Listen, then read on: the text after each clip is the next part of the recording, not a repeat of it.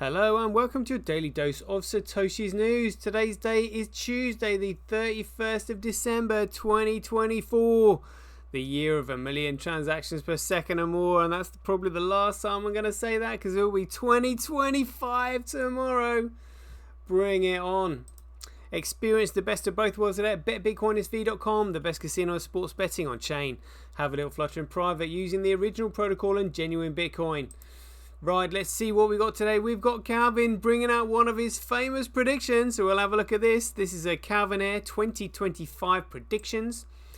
I'm just going to touch on the Solari report because Catherine Austin Fitz has interviewed Steve Cowpat Patterson about his hijacking Bitcoin book. Honestly, it's so infuriating when they're going, oh yeah, that's what happened to Bitcoin. But what they missed out is how Steve Patterson and Roger Ver also hijacked Bitcoin and turned it into a shitcoin. It's shitcoiners versus shitcoiners. Ridiculous. Fully Crypto just says Nokia discloses plans to enter digital assets encryption space. So they're coming in, you know, more people looking around. We know where it's all going to end up. We know, they don't. Crypto Potato says Bitcoin mining faces rising costs as hash price boosts provide only temporary relief because numbers not going up forever, certainly not on BTC. And we've got John McAfee with his final year predictions, the dickening as they call it. So we'll just remind ourselves about that one. And then we'll go through the figures as per usual, and then just a shout out to everybody that's been working hard this year, doing channels, putting information out there about genuine Bitcoin, trying to educate people on it, doing their best. Everybody deserves a shout out. Right, let's get into it. Satoshi, like a cowboy in the West, riding on the blockchain that they call the very best. 1,000,000 strong, them transactions flying free. Just wait for the Terra node, you'll surely see. Here we go. Right, I don't know if Calvin's actually made a recording of this. He normally does, and to be honest with you, I quite like listening to him, giving his predictions and stuff. We know that he's a baller, big hitter in BSV, predicting positive stuff, even though he probably spoke too soon in a lot of his predictions. But I think that's all it is. He just spoke too soon. That's it. And you got all these shitcoiners criticising him. Saying, oh, we told you so, you said this, you said that, blah, blah, blah. Just wait, sunshine. Just wait. That's all I'll say on that one. Right, let's have a listen to this then. 2024 was one of the more eventful years in the intersection of enterprise blockchain and AI and other cutting-edge technologies, but 2025 promises to be an even more dramatic. 2024 saw the crypto space, I use the quotes to distinguish the financial speculators from those who believe the blockchain technology was intended for larger purpose, the number go up. Come roaring back after all the bankruptcies, frauds and Ponzi schemes of the 22s and 23s. As someone who got into the original Bitcoin very early in its existence, I know that these fiat value bubbles ultimately burst, so take some profit now, then to avoid getting soaked when the inevitable happens. With that out of the way, let's focus on the more interesting stuff. No such thing as free trade. The incoming administration in Washington, D.C. appears ready to shake up, everything. This includes plans to impose steep tariffs on other countries exporting to the US, which could encourage some US importers to reroute goods through countries that haven't been targeted to the same degree. Enterprise blockchain-based supply chain tracing and other tokenization of real-world assets could allow government to more strictly enforce the movement of goods across their borders, offering publicly verifiable assurances that the goods are what they say on the label and have travelled the route they claim to have taken. Other countries are likely to impose retaliatory tariffs on the US, meaning every nation will soon be applying extra scrutiny to their own ports of entry, and they all stand to benefit from utilising immutable blockchain technology-based supply chain tools. Personally speaking, I'm more for a free trade guy, but you play the cards you're dealt with. Politics by other means, bad actors don't feel bound by the normal rules of engagement, and the growing distrust between nation states will likely only feed this monster. You can't go a week without some new report of digital driven by, be it state-sponsored or commercial pirates, intended on either stealing property, information, or crippling a critical infrastructure. Worse, these attacks are getting a leg up on AI, making them even harder to detect and defend against. There are blockchain-based solutions that can help mitigate these threats, which generally target centralized databases. Blockchain distributed nature presents a more dispersed target, while the immutability of blockchain recorded data ensures you have a permanent record of data that can't be erased or manipulated.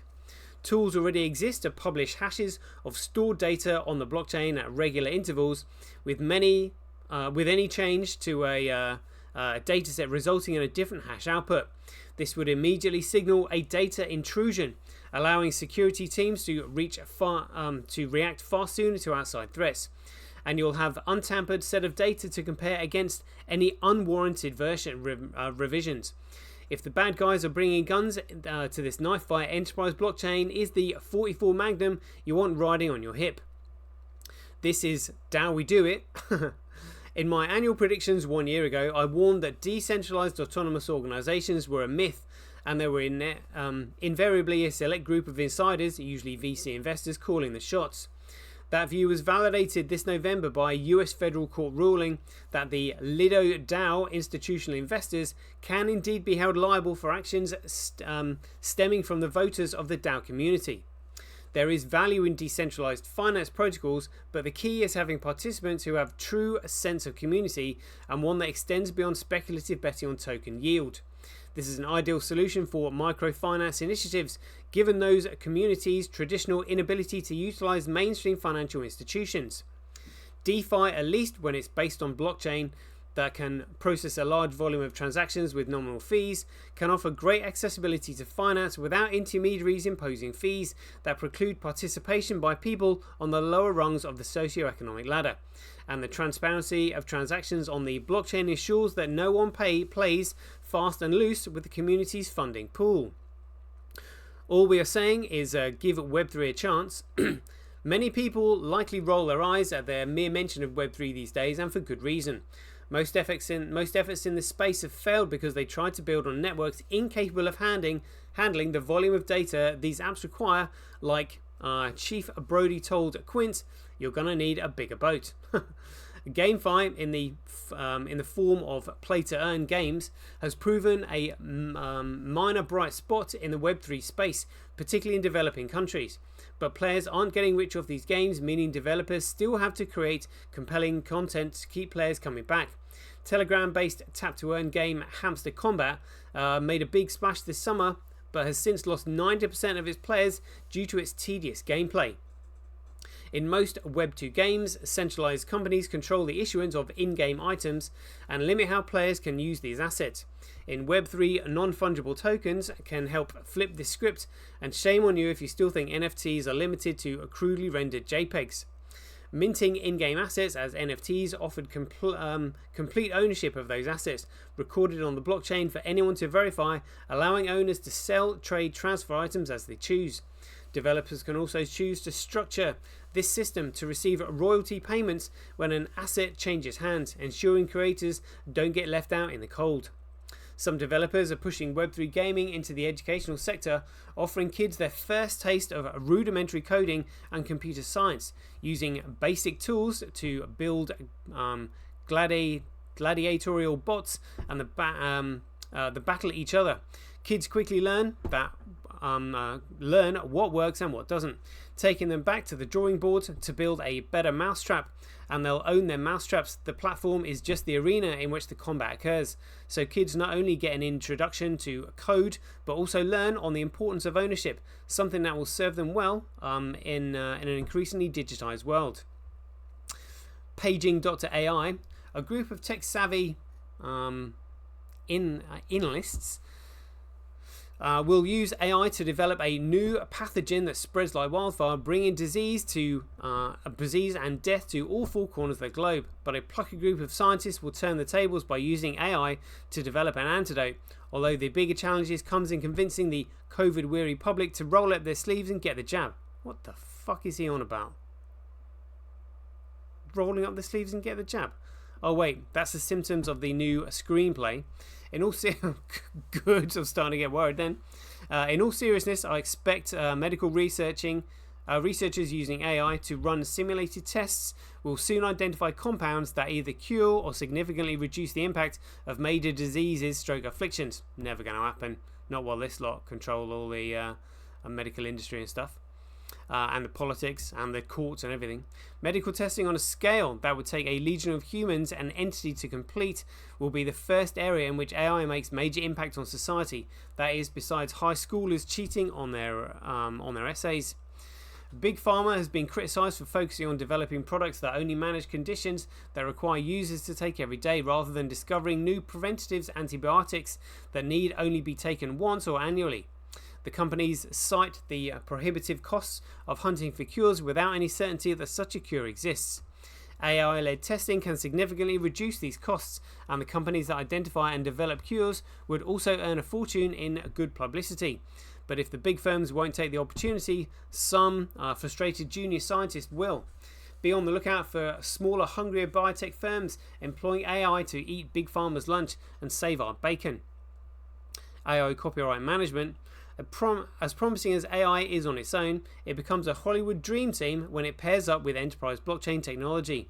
There's been no shortage of media reports for authors and other creators protesting the use of their material on train AI large language models, without the creators' consent or any compensation for the use of their work.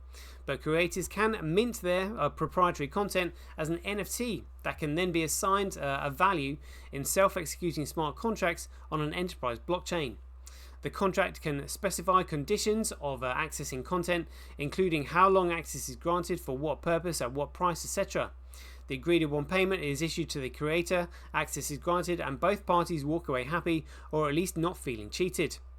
Combo platter. Some things are just meant to go together, like chocolate and peanut butter, creating something new that's more than the sum of its parts. Web3's biggest prize lies in combining enterprise blockchain tech and AI and IPv6 to create Metanet. You'd be hard pressed to find anyone who doesn't reset the intrusive data harvesting business model of most online platforms. Web3 is about converting data into assets and your personal data, and assets based on that data should belong to you, not some faceless conglomerate. The original internet was a peer-to-peer paradise. It's time to return to that model via Metanet, a new economically integrated system based on cost-effective micropayments. This will enable direct commerce between creators and their audiences, transforming the digital economy. Metanet is the new model internet, leveraging the power of an unboundedly scalable blockchain like BSV, which has proven itself capable of handling over 1 million transactions per second, greater than the bandwidth of Visa and MasterCard combined, at fees measured in fractions of a cent. Coupled with the explosion in the number of internet addresses available under IPv6, the machine learning to ensure all these micropayments get where they need to go, Metanet will make the old centralized internet behemoths look like the dinosaurs now found only in museums. I've shocked you there, Calvin. I think you'll find that actually dinosaurs have been made up by these bastards who have hidden the history from us. The bottom line is that 2025 is the year that the world finally grasps why blockchain scaling matters, as well as who can do it and who can't. As many of you know, I believe there's no network that can match the BSV blockchain in terms of its capacity to scale, something that ongoing tests of Terranode scaling feature are providing in spaces. Mark my words, 2025 will be the year that game-changing app using the BSV blockchain goes live and the world takes notice. Awesome. Let's hope so, Calvin. Let's hope so. Bring it on. All right, let's look at the Solari report. So this was Catherine Austin Fitz interviewing Steve Patterson. Honestly, it's really poor. Have a listen to this. So I just have to say before we start, I think this is in the economics and finance area, this is the book of the year. This is fail. Head and shoulders. I don't know if Financial Times has anointed you book of the year in that space. But they not yet, never should. And one of the reasons is this is a remarkably well-written book. This is a book that, you know, I've tried to get a lot of financial professionals to read this book, but I assure them beforehand that they can absolutely understand it. Their first response is, "Oh, if it's a book on Bitcoin, it's going to be impossible to understand. It won't make any sense." And I say, "No, no, no. This one, it's totally clear. It's totally coherent. You're going to understand everything, even the technological issues." And so before we start, I have to tell you how grateful I am, because I've tried to read many books on Bitcoin, and I've tried very hard to do a proper due diligence, especially when I was an investment advisor. And this is head and shoulders above any book about Bitcoin. It's so clear, and it's so helpful to a non-technologist to help understand Bitcoin. So, well, thank you. I'm very grateful. That is extremely a high praise, and I really appreciate that. High praise, and misdirected this shitcoiner himself. He doesn't even know what he's done. He doesn't even know that he has shitted on Bitcoin. Literally turned it into another Ponzi scheme, just like BTC. So everyone's praising him. "Oh yeah, you pointed out what these guys did to BTC. Well, how about pointing out what you did, dickhead?" That's all I can say to that one. But anyway, we're worth watching the interview for. So Fully Crypto said here, Nokia discloses plan to enter digital asset encryption space. All right. Nokia has disclosed plans to provide digital asset encryption products. The telecom company has filed a patent in China showing that it intends to provide a device or software that encrypts virtual assets. The patent was applied in July, but made public on December 17th. Telecom company Nokia has planned to enter the virtual asset world to offer digital assets encryption products as a device or computer software. Nokia filed the patent in China in July, but the application was made public last week on December 17th. According to the patent, the telecom company wants to create a non-transitory computer readable medium comprising program instructions for encrypting a digital asset using key first, a description that points to Nokia created crypto wallet or custody solution. Well, again, I mean, any data can only be commoditized and secured one way, and that is on the BSV network. Because the BSV network is the only way you can actually commoditize data and ensure that it doesn't have any central point of failure or control. So if they want to secure, virtual assets, they're going to have to use the BSV network. Although they probably don't even know that yet. But at least they're looking. I'm not really going to go too far into that. Crypto Potato says Bitcoin mining faces rising costs. No shit, Sherlock. As hash price boosts provide only temporary relief.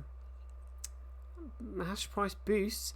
The mining difficulty of Grapecoin hit a new peak of 109.78 trillion, climbing 1.16% in Sunday's latest adjustment.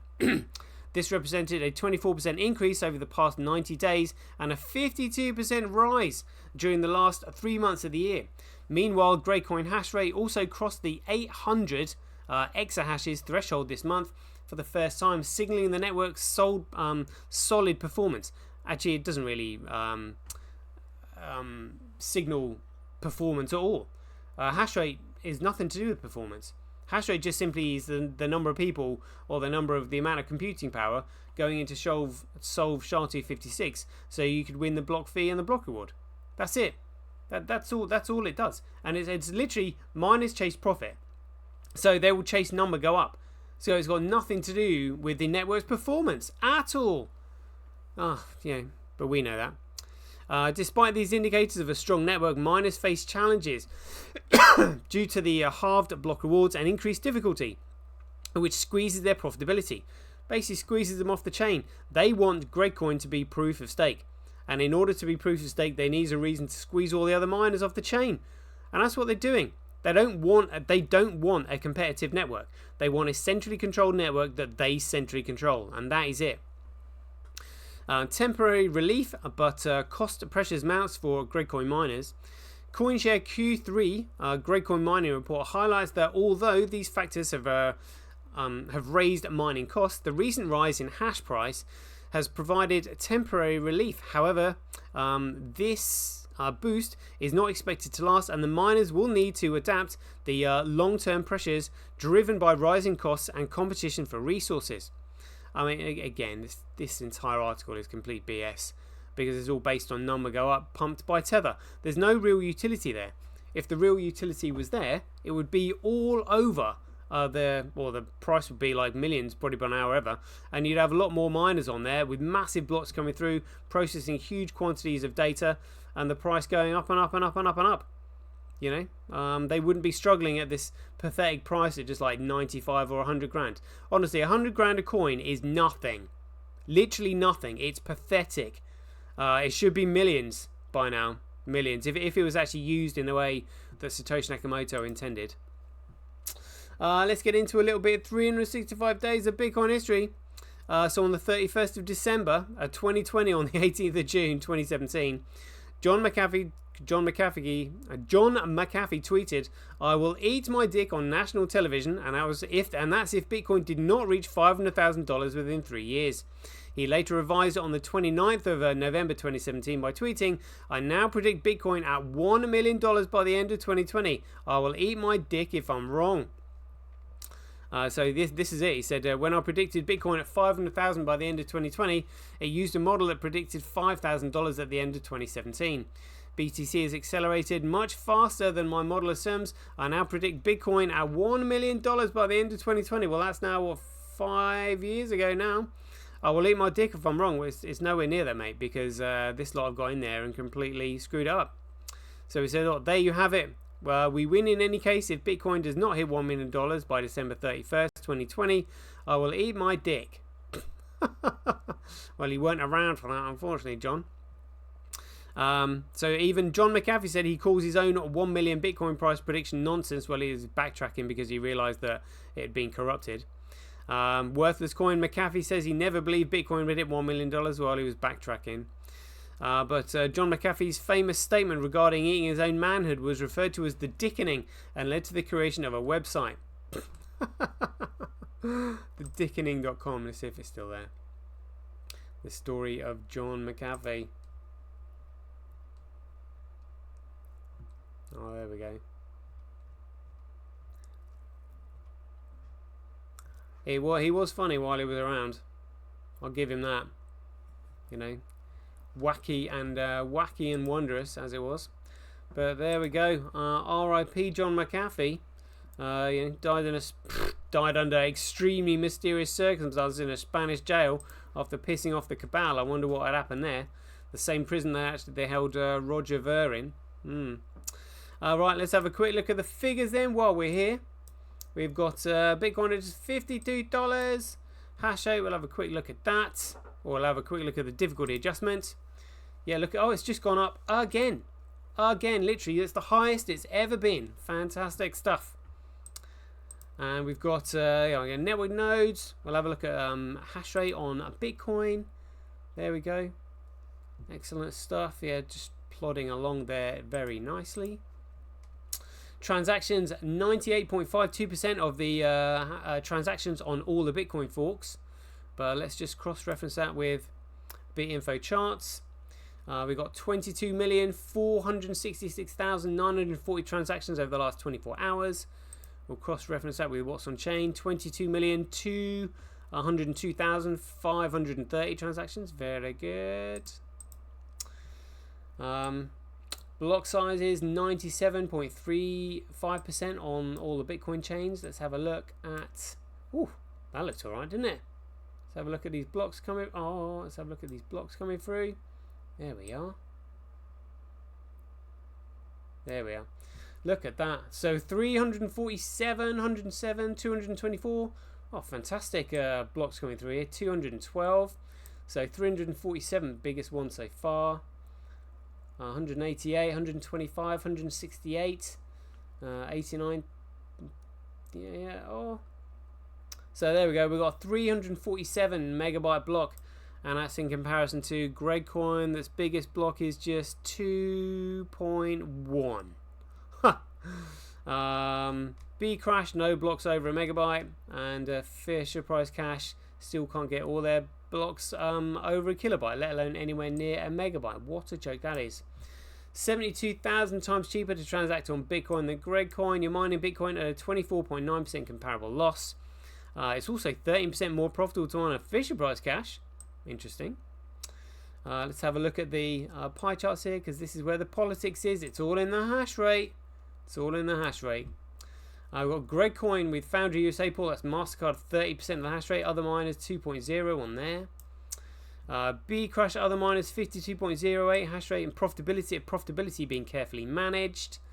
Via BTC on Fisher Price Cash with 64.5% on there. Oh dear, mining the wrong coins, boys. Let's have a look at the mining then of genuine Bitcoin. Kuv goes into the new year in the lead with 38.1. Tau 30.9. QD-Link 24.3. Gorilla Pool 5.9. And others getting, Mining Dutch getting a look in 0.66. Crypto Quant, let's have a look at exchanges here. That's what we want. Exchanges reserve. As we know, they are cashing out hand over fist. Look at that for any newbies there. The exchanges, this is the great coin the exchanges are holding in reserve, represented by this sort of purple blue line here. They are cashing out. They don't want to be holding that shit coin when the music stops. No, sorry, they don't. Let's have a look at the tether weather. So it's still under $1 at the moment. Whoa, what's going on here? What? Burning its supplies. That's gone from 138.7 down to 137.5. Whoa, 138.7, yeah. Wow, that's over $1 billion. That's yeah. That's a billion. That's over $1 billion. Over $1 billion burn. What on earth? Look at that. $1 billion in one hit. What on earth are they playing at? What are they trying to do? I mean, you can't really reduce the market cap of it unless you're burning tokens. And again, data on these blockchains are meant to be immutable, so unless they're sending them to a burn address or something like that, that nobody has access to. But that's very peculiar. Yeah, look, that's the biggest burn I've seen. Certainly the biggest burn this year. Might be the biggest burn ever. Oh, maybe that was probably the biggest one down there. But look, it's significant dip there, and they're doing that on New Year's Eve, just to piss off all the BTC maxis. Yeah, Happy New Year, guys. Boom, there you go. Shitcoiners, shit for brains. Bitfinex, let's have a look at the longs here. So the long ratio or short ratio 0.06%. Let's have a look at Bitcoin here. So down at 51.62, yeah, 51.72, top left of the screen at Prev. Let's see what's going on in the full chart here. Just plodding along, upsy downsies. Let's have a look at Bitcoin versus Gregcoin. Oh, what's going on here? Oh, just trending down a bit over these last couple of days.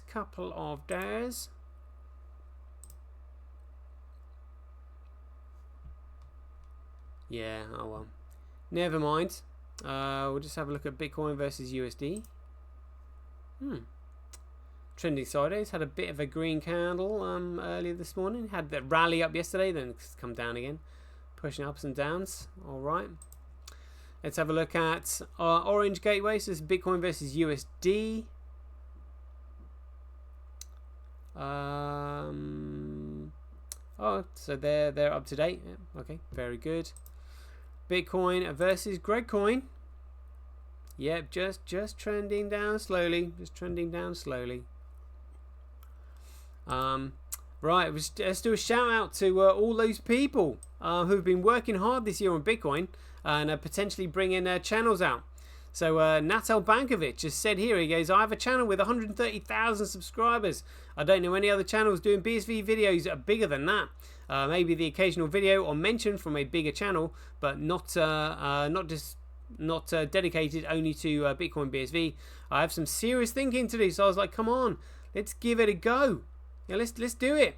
And this was the YouTube channel that he's got, Dead for Rank, with 131,000 subscribers. It would be great if you want to join us and start pumping out some BSV content. You know that we know the world is going to be hungry for this when it wakes up to what's really going on. So that would be great. Shout out to 369 BSV #1 Scott. Did some absolutely fantastic reporting on the Copa case and generally getting information out there about BSV. Well worth a follow if you haven't followed him.